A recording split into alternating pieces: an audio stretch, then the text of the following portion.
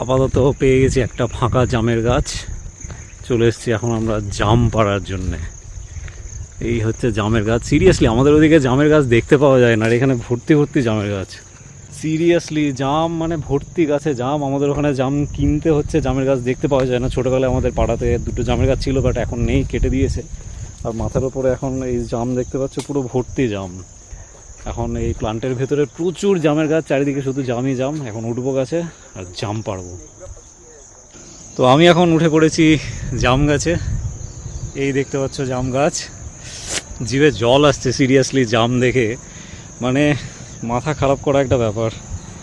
সামনে জাম একটা আমি পারি এখন হাত দিয়ে, খুব রিস্কি ব্যাপার। এই একটা পারলাম জাম, পাকা জাম।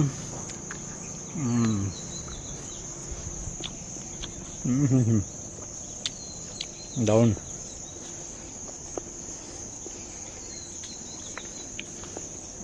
তো আমি এখন পারি।